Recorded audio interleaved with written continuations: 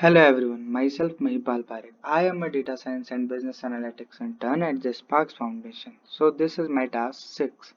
Firstly, let's see the problem statement, which is create the decision tree classifier and visualize it graphically. The purpose is if we feed any new data to the classifier, it would be able to predict the right class accordingly. So let's begin.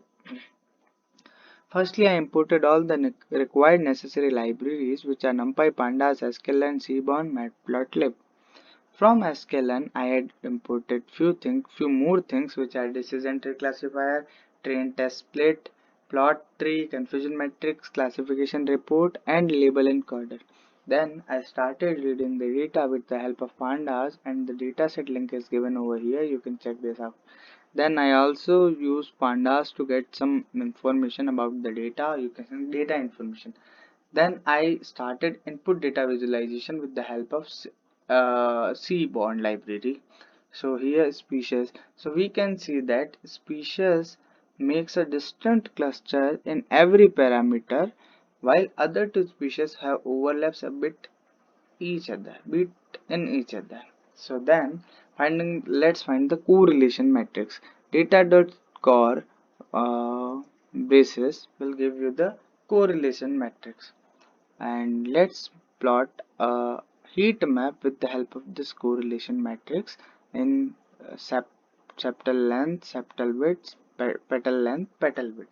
So here's this heat map which shows that petal length is highly related to petal width, and septal length is highly related to septal width. Septal length is not related to sepal width. Then data pre-processing part comes. So let's pre-process the data. Here we get the target data, what kind of shape of is of target data. Then defining the attributes and level. Let's start the training part of the model.